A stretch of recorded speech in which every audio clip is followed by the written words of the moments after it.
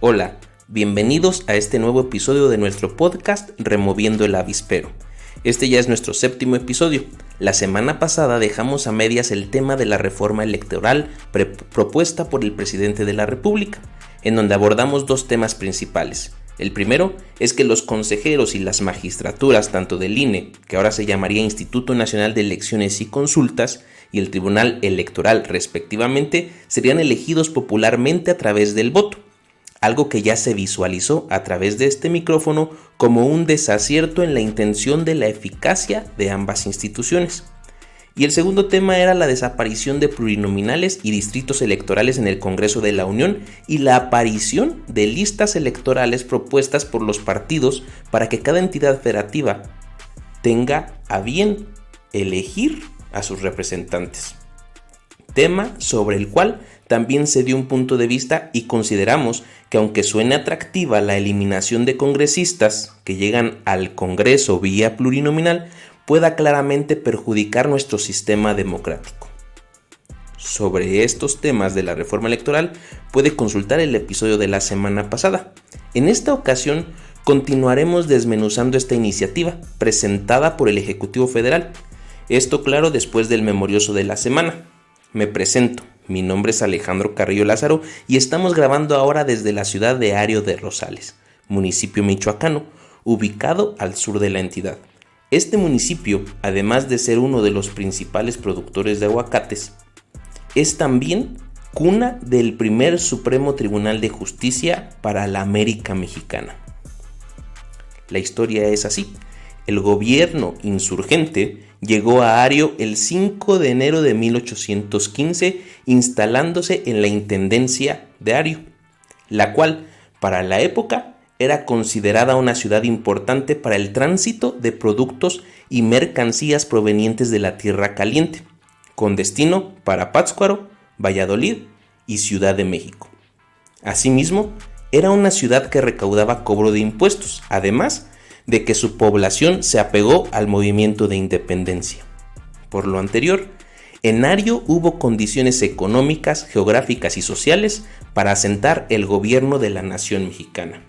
Por esta razón, en Ario de Rosales se instala el Palacio de Gobierno, pues en él radicaron los supremos poderes ejecutivo y legislativo, que previamente, en octubre, habían jurado la Constitución de Apatzingán. Por tanto, Ario fue la sede de los 3 poderes de la nación del 7 de marzo al 5 de mayo de 1815, considerada así como la primera capital de la nación mexicana. Este hecho histórico del cual estamos hablando debería tener muchísimo más eco en nuestro país. La primer capital de la nación mexicana.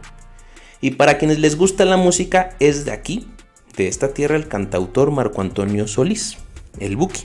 Además, como dato especial, también es de esta tierra mi señora esposa, que sigue este podcast como nadie. Lo escucha antes de que se grabe, cuando se grabó y posteriormente en una de las plataformas digitales en la que estamos.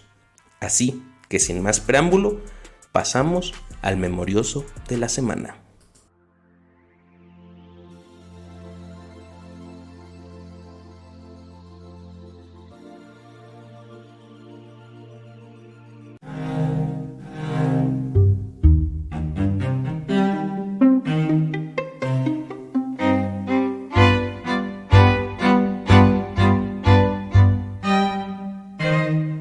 El pasado 9 de julio murió a sus 100 años el expresidente de México, Luis Echeverría, quien fuera presidente entre 1970 y 1976 y con el que iniciaba un periodo crítico en México, acusado además de las masacres a estudiantes como el Halconazo. El martes 12 de julio, el presidente Andrés Manuel López Obrador visita en la Casa Blanca al presidente Joe Biden, en la que se tocaron temas de importancia bilateral, lo cual es solo discurso. La verdad es que se avaló una inversión por parte de México de $1,500 millones para reforzar la infraestructura de los cruces fronterizos. Hace algunos años, Donald Trump dijo que México pagaría por el muro. No sé si a esto se refería. El miércoles 13 de julio destaca un estudio de Smart Arms Survey, donde se demuestra que México es el único país en Latinoamérica que está retrocediendo en materia de seguridad, lo cual va en contra del compromiso que tiene nuestro país con las metas de los Objetivos de Desarrollo Sostenible. En pocas palabras, según este documento, en 2004 en México acontecían 10 asesinatos por cada 100,000 habitantes. En el 2020 triplicamos la cuenta. Son 33.5 asesinatos por cada 100,000 habitantes. Además, destaca que durante el 2020 el 8% de los asesinatos del mundo ocurrieron en nuestro país. Sobre este tema, hablamos en la columna de esta semana que está publicada en el Facebook y Twitter de este podcast. Está claro que la ocurrencia de abrazos y no balazos no da resultados positivos para México. Y si a alguien se le ocurre decir que esto no es nuevo, tiene razón, es un problema viejo en nuestro país, pero los gobiernos tienen una responsabilidad social que tienen que cumplir en el ahora. El miércoles 6 de julio, también el mismo miércoles, en el diario El Universal aparece una entrevista a los dos dirigentes nacionales del PAN y del PRD, Marco Cortés y Jesús Zambrano respectivamente, donde señalan que la alianza para el 2024 va con el PRI, esté o no esté el actual dirigente. La lectura que le damos en este podcast es que los dirigentes no respaldan al famoso Alito y dan apertura a que el PRI haga lo que necesite internamente. Esto es algo que ha acontecido en esta semana. Tengámoslo en cuenta por un tiempo más.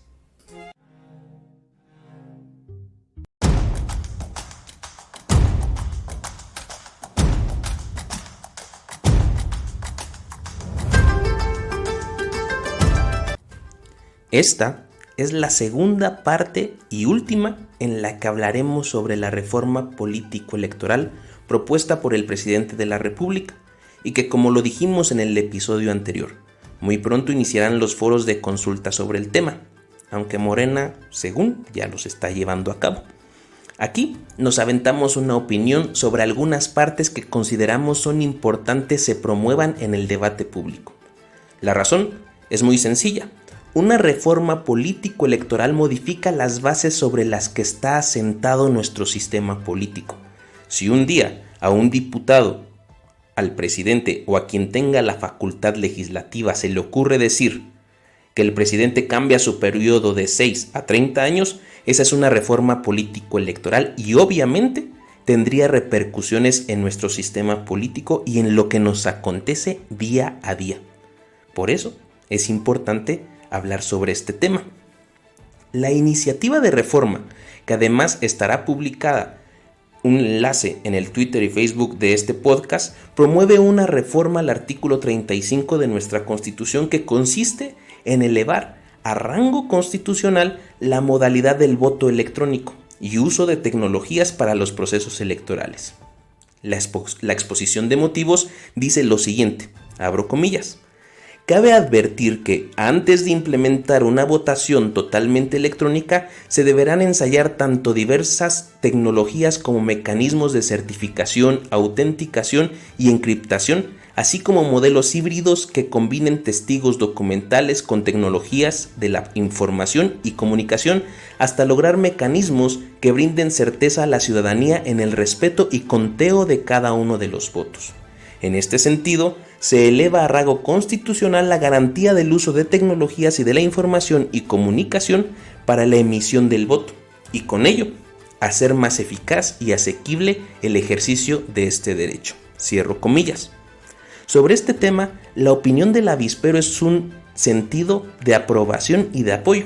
Sin duda alguna, las herramientas tecnológicas pueden ser muy buen aliado en la búsqueda de la transparencia y efectividad que brinden legalidad y legitimidad al sufragio, es decir, a la emisión de la voluntad del ciudadano para elegir a sus representantes, o para incidir en la toma de decisiones a través de alguno de los mecanismos de democracia directa, o como se les conoce comúnmente, de participación ciudadana, que son el plebiscito y el referéndum, no las consultas. Así que, en este tema, creo que no hay crítica alguna. Al contrario, Creo que el país necesita desarrollar pronto las plataformas tecnológicas que primero permitan conectar a todo el territorio nacional y después, entonces sí, a través de medidas de seguridad cibernética, permita que los ciudadanos puedan emitir su voluntad a través de estas plataformas. De lo contrario, si el país no genera ese desarrollo primero, difícilmente la legitimidad que se busca podría lograrse. Solo imaginemos que la forma de votar fuera con datos de la credencial del elector, respectivos diputados. Todo esto de manera local en la circunscripción que le toca a cada entidad federativa. ¿Por qué no hay senadores en los estados? Por si alguien se lo está preguntando. Como lo dijimos en el capítulo 5 de este podcast y en el anterior, la razón es porque en el Senado más bien, están la representación de cada una de las entidades federativas. En el caso de los congresos locales o cámaras de diputados de cada estado están los representantes de la población de la entidad. Esa es la razón del por qué cada 3 años se votan diputados federales en los distritos federales y diputados locales en los distritos locales.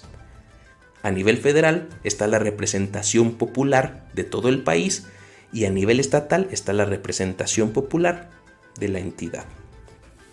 En este sentido, la propuesta que hace el presidente es totalmente intromisoria a cada una de las entidades federativas, puesto que se les quiere decir cómo tienen que integrarse sus poderes legislativos, capacidad que en este momento le compete únicamente legislar en el ámbito local, razón por la cual existen iniciativas en algunos congresos para reformar el número de integrantes e inclusive aumentarlos, para que existan, por ejemplo, legisladores locales migrantes o provenientes de comunidades indígenas específicamente. La reforma iría en este sentido, y abro comillas. Con respecto a las legislaturas de las entidades federativas, se propone establecer los siguientes topes en la definición de sus integrantes. El número de representantes en las legislaturas de los estados no podrá exceder de 15 diputaciones en aquellas entidades federativas cuya población sea menor a 1 millón de personas, y por cada 500,000 habitantes adicionales podrá incrementarse en un diputado o diputada hasta un máximo de 45 diputados o diputadas. Cierro comillas. Esto dejaría a Michoacán, que actualmente son 40 diputados, con únicamente 22 diputados, eliminando 18 curules. Como lo dije con anterioridad, esto suena fascinante. Reducir de diputados, reducir salarios. Pero imaginemos algo. Nuestro estado, como la mayoría de los estados en México, tiene una diversidad extraordinaria. En cada uno de nuestros 113 municipios, la cultura es diferente. Sí, tiene similitudes, pero las prácticas productivas, económicas, de tradiciones y de cultura son diferentes. Imaginemos que a un diputado le tocara ser representante popular por el municipio de Morelia, de Apatzingán, de Zamora y de Numarán. La pregunta es, ¿ese legislador traerá consigo la representación de toda esa diversidad de población y podrá hablar en un sentido favorable para todos ellos? La respuesta es clara. No, y mucho menos con un sistema de listas como la propuesta a nivel federal, que está en el capítulo anterior. Aquí, de nueva cuenta, se lacera nuestro sistema democrático, se hace sectario y se delimita la diversidad, sobre todo en estados tan diferentes internamente como es el nuestro, el de Michoacán. En el caso de los municipios todavía es peor la propuesta. Los municipios tienen una forma de gobierno desarrollada de forma única. No es igual que la federación ni que los estados, que hay separación de poderes. En los municipios hay algo que se llama ayuntamiento. Este es la autoridad máxima de un gobierno municipal. Se compone de alguien que preside el pleno, el presidente municipal. Su responsabilidad es la representación del municipio y la administración pública del mismo. Representación del municipio no quiere decir representación popular, representa todo el municipio. Está el síndico, a quien le competen las atribuciones jurídicas y patrimoniales de la misma delimitación territorial del municipio. y están los regidores o regidoras. Aquí recae la representación popular. Así como en los diputados, los regidores son los encargados de llevar las voces de su población a las salas de cabildo, que es el sitio en donde el ayuntamiento se reúne y delibera. Bueno, pues es justamente en este sector que se pretende la reforma. Y es verdaderamente trágica la razón. Es porque según la iniciativa propone que existan municipios en donde solo exista un regidor como representante popular. Abro comillas. Corresponderá una regiduría a los municipios cuya población sea menor a 60,000 habitantes. Actualmente nuestra ley orgánica municipal del estado de Michoacán, que compete la integración de los regidores en los diferentes municipios, dice que los municipios con menor cantidad de habitantes tienen hasta 7 regidores. Bueno, con la reforma que propone el presidente, los que tienen menor población de 60,000 habitantes les tocaría solamente un regidor. ¿Esto qué quiere decir? Resulta ser que en el caso de Michoacán, 97 municipios de los 113 solo tendrían un regidor. De nueva cuenta, este regidor vendría en la planilla ganadora en la elección municipal. Imaginemos que en Ario de Rosales, que es donde nos encontramos ahorita y que tiene, según el INEGI, 36,000 habitantes, el candidato que gana la elección gana solo por un voto a quien quedara en segundo lugar.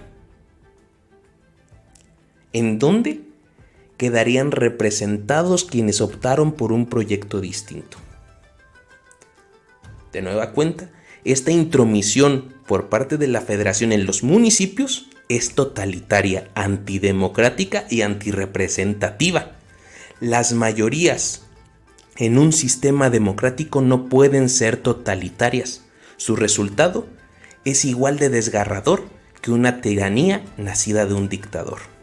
Un ejemplo claro de esto es, imaginemos que al presidente municipal se le ocurre vender los terrenos que tienen propiedad del municipio. Reúne a su cabildo y como el síndico y el regidor electos vienen con él en su planilla, lo votan a favor, sin límites y sin oposición. En la democracia, todos son tomados en cuenta, los que están a favor y los que están en contra. Y las oposiciones son clave en que los gobiernos no se deformen a través de un poder totalitario. La exposición de motivos de toda esta reforma termina así, y abro comillas. En conclusión, de aprobarse la presente iniciativa, México contará con un sistema electoral que otorgue a la ciudadanía la representatividad y pluralidad de su espectro político de manera fehaciente, garantizando una mayor equidad, equilibrio de poder, certeza en los procesos electorales, autenticidad en las elecciones y ejercicios de democracia directa, austeridad y eficiencia en el gasto público, así como la aplicación de los principios rectores de la función electoral: imparcialidad, independencia, legalidad, objetividad, certeza y máxima publicidad. El resultado esperado es contar con representantes fidedignos de los intereses de la sociedad mexicana en instituciones electorales, administrativas y jurisdiccionales a la altura de las expectativas y necesidades del pueblo mexicano. Esto, cierro comillas, es puro discurso. Creo que en estos 2 episodios hemos demostrado que no es como se cree que sería. De verdad espero que el Instituto Nacional Electoral promueva foros que de verdad informen y hagan debatir sobre estos temas. De lo contrario, los resultados para nuestro sistema no avalarían desarrollo alguno, sino un retroceso a los peores tiempos de simulación democrática. La respuesta sobre este tema y propuesta se encuentra en un artículo que escribí y está en la página de Facebook de este podcast. Si hay necesidad de presentar reformas, pero estas deben contener realmente un propósito de desarrollo democrático, un espíritu profesional, académico y de voluntad de una ciudadanía informada. Quienes se hagan llamar democráticos y avalan en su totalidad esta iniciativa de reforma solo porque proviene de alguien que así se autodenomina, no son democráticos, son fanáticos, y eso siempre termina jodiendo cualquier pretensión de desarrollo. Yo les agradezco mucho su tiempo para escuchar este episodio. Les deseo un excelente fin de semana. Hay películas nuevas en las plataformas que ya conocen y quizá valdría la pena echar algún vistazo. Estamos a la mitad del mes 7 del año y las vacaciones están a la orden del día. Disfrútenlas y pasen tiempo con sus seres queridos. Nos escuchamos hasta la siguiente semana.